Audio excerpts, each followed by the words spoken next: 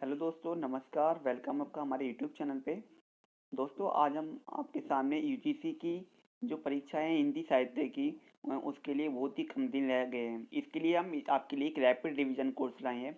उसे आप पूरा करके आप जल्दी से जल्दी हिंदी साहित्य का जो नेट जेआरएफ का एग्ज़ाम है वो निकाल सकते हैं। ठीक है। तो आज हम दोस्तों उपन्यास से स्टार्टिंग करने वाले हैं। जो भी आपके इकाई 7 या 8 में लगे हुए उपन्यास है उसकी बात चर्चा करेंगे। हम सारे उपन्यास की चर्चा करेंगे और उनके जो लेखक है उनके बारे में बताएंगे और जो उनका सन है कि कब प्रकाशित हुए थे और उनके प्रमुख पात्रों के बारे में भी बताएंगे। ठीक है।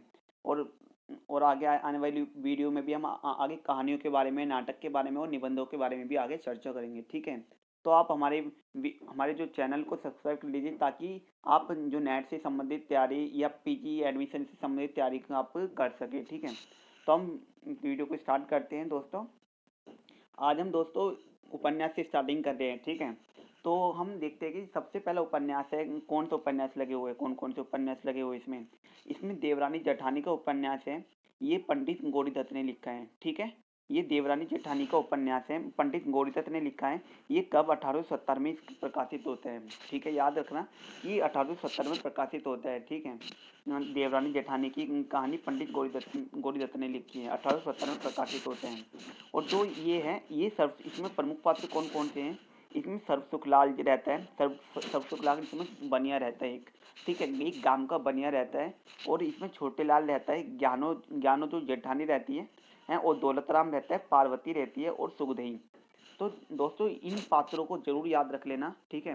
ये परीक्षा में कहीं से भी पूछे जा सकते हैं और इनका प्रकाशन वर्ष भी पूछा जा सकता है कि कब लिखे गए थे और ये किसने किसका उपन्यास है। ठीक है। तो दूसरे उपन्यास की बात करते हैं दोस्तों। तो दूसरा उपन्यास है परीक्षा गुरु। कौन सा उपन्यास है? परीक्षा गुरु उपन्यास है। ये लाला श्रीनिवास दास ने लिखा है। लाला श्रीनिवास दास ने परीक्षा गुरु लिखा है। इसका प्रकाशन वर्ष 1882 है। कब इसका प्रकाशन वर्ष 1882 है। जो इसमें प्रमुख पात्र रहते हैं ये मदन मोहन। जो मदन मोहन दिल्ली का व्यापारी था ये मदन मोहन। ठीक है। और एक प्रमुख पात्र रहता है ब्रजकिशोर। ठीक है। इसका प्रकाशन 1882 में हुआ है। परीक्षा गुरु का लाला श्रीनिवास दास ने लिखा है। जो अब बात करें गोदान की। गोदान जो किसने लिखा है? प्रेमचंद ने। आपको पता होगा गोदान 1936 में लिखा गया था। ठीक है। गोदान और कफन भी 1936 में इनका उपन्यास एक लिखा गया था। और ईदगाह प्रेमचंद के आप उपन्यास और कहानियों के तो जरूर याद कर लीजिएगा। ठीक है। और जो प्रेमचंद का जन्म है 1880 में होता है। प्रेमचंद से जुड़ी सारी बातें आपको जरूर याद रखनी है। ठीक है। क्योंकि प्रेमचंद के बारे में अधिकतर उनकी कहानी का प्रकाशन वर्ष पूछ लेंगे और क्रम वाइज पूछ लेगा उनकी कहानियों का। उपन्यास का कहानी वर्ष पूछ लेगा। ठीक है। तो ये जरूर याद रखिए। तो गोदान जो है प्रेमचंद द्वारा रचित उपन्यास है। ये 1936 में प्रकाशित हुई। उसमें जो प्रमुख पात्र रहते हैं होरी और धनिया रहते हैं। ठीक है। और बात करें शेखर एक जीवनी। शेखर एक जीवनी किसकी ने लिखी है? ये अज्ञे द्वारा लिखी गई है। शेखर एक जीवनी अज्ञे द्वारा लिखी गई है। ठीक है। अज्ञे द्वारा। जो आपको अज्ञे का जन्म पता होगा, अज्ञे का जन्म 1911 में होता है। ठीक है, 1911 में होता है। ठीक है। और इनकी जो कहानी है दो भागों में प्रकाशित होती है। पहला भाग इसका 1941 में आता है और दूसरा भाग इसका 1944 में आता है, शेखर एक जीवनी का। और ये सरस्वती और इसमें पात्र जो है सरस्वती, शारदा, शशि, मणिकांत और शांति रहते हैं। आपको पता होगा कि अज्ञे जी है, ये अज्ञे जी प्रयोगवाद के प्रवर्तक माने जाते हैं। अज्ञे जी जो 1943 में प्रयोगवाद की स्टार्टिंग होती है ना, उसके प्रवर्तक माने जाते हैं। तथा ये बहुत ही महत्वपूर्ण लेखक माने जाते हैं। ठीक है। और आगे आगे बात करें, इनके जन्म वर्ष भी याद रखिएगा। आगे का 1911 में इनका जन्म वर्ष है। ठीक है।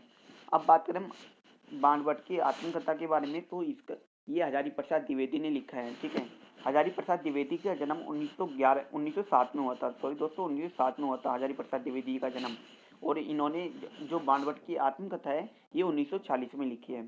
ठीक है, 1940 में लिखी थी। और इसमें महत्वपूर्ण पात्र बता दें हम तो दोस्तों इसमें बाणभट्ट, भट्टिनी और निपुणिका को जरूर याद रखिएगा।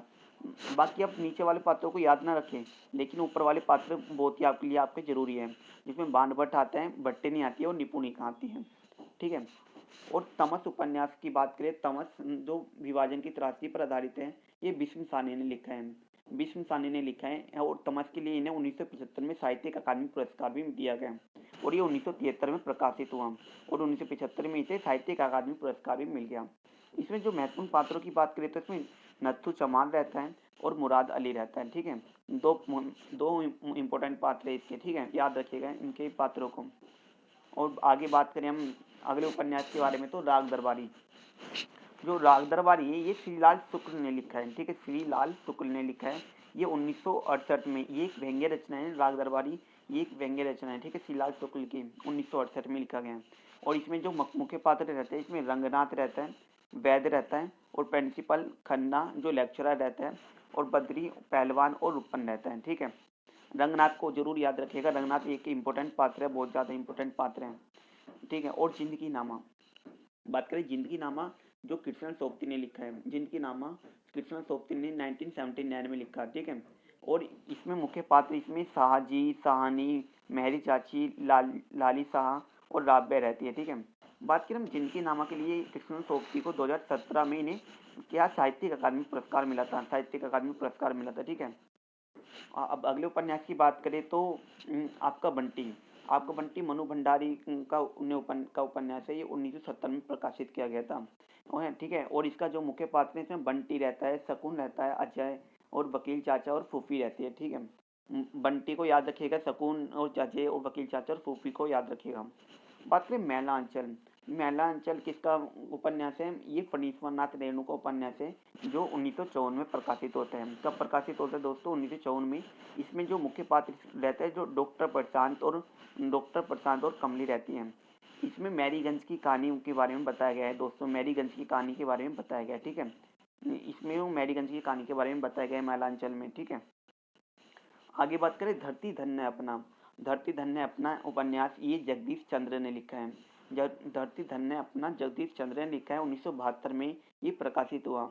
और इसमें जो इम्पोर्टेंट पात्र हैं इसमें काली, ज्ञानो, नंदी सिंह, लच्छो, परसिनी, पंडित संतराम, ज्ञानो की माँ और भाई रहते हैं, ठीक है। इनको तो याद रखिएगा, काली और नंदी सिंह को याद रखिएगा, लच्छो भी याद रखिएगा और परसिनी भी, ठीक है। अब बात करें मानक का हंस, मानक का हंस ये किसने लिखा है, अमृतलाल नागर ने लिखा है। ये अमृतलाल नागर ने 1973 में प्रकाशित हुआ। मानक का हंस अमृतलाल नागर ने और 1973 में ही प्रकाशित हुआ।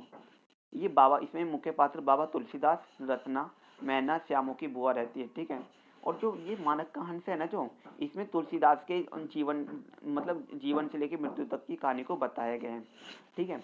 अब बात करें अगले उपन्यास के बारे में, झूठा सच।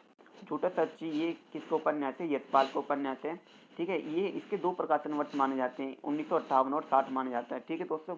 एक बार आप देख लीजिएगा इसका प्रकाशन वर्ष कब है, 1958 या 60 है, ठीक है। इसमें जो मुख्य पात्र हैं जयदेवपुरी, तारा और कनक रहती हैं। कौन कौन, जयदेवपुरी, तारा रहती है और एक कनक रहती है, ठीक है, याद रखिएगा दोस्तों, जयदेवपुरी, तारा और कनक। अगर उपन्यास की बात करें तो दोस्तों राधिका रमन सिंह का कानों में कंगना, किसका है, राधिका रमन सिंह का कानों में कंगना, ठीक है। राधिका रमन सिंह ने कानों में कंगना लिखा 1913 में, ठीक है। राधिका रमन सिंह का 1913 में कानों में कंगना। दोस्तों जो आपके सिलेबस में खाली 13 उपन्यास लगे हुए हैं, 13 या 14 उपन्यास लगे हुए, इन्हें ध्यान से देख लीजिएगा, ठीक है। जो हमने आपको बताया है उनका प्रकाशन वर्ष और इनका जो भी आपका ये जन्म काल है, मृत्यु वर्ष है, आप इसे ध्यान से देख लीजिएगा। लेकिन इनके मुख्य पात्र ध्यान रखना और प्रकाशन वर्ष याद रखना और किसने लिखा है और कब लिखा है, ठीक है, और मुख्य पात्र कौन है इनके, ठीक है। तो इन्हें जरूर याद रखना है इन उपन्यासों के। तो अगले अगले बारे में हम कहानी लाएंगे, ठीक है। तो दोस्तों हम आपको आपका हर हर डेली एक मॉक टेस्ट भी लेंगे, ठीक है। डेली एक मॉक टेस्ट लेंगे, जो भी हम करवाएंगे आपको उसके बारे में आपका डेली एक मॉक टेस्ट डेली होगा, ठीक है। तो आप मॉक टेस्ट के लिए डेली एक तैयार रहिएगा, ठीक है। हम उपन्यास करवा रहे हैं तो आपको आज शाम को 9 या 10 बजे आपको एक मॉक टेस्ट जरूर मिलेगा, ठीक है। जैसे हम कल कहानी करवाएंगे तो उसके बाद आपको एक मॉक टेस्ट कहानी का मॉक टेस्ट जरूर मिलेगा, ठीक है। तो दोस्तों तो वीडियो को यहीं एंड करते हैं। तो दोस्तों आपको अगर हमारी वीडियो अच्छी लगी हो तो चैनल को लाइक कीजिए, शेयर कीजिए, सब्सक्राइब कीजिए दोस्तों, धन्यवाद।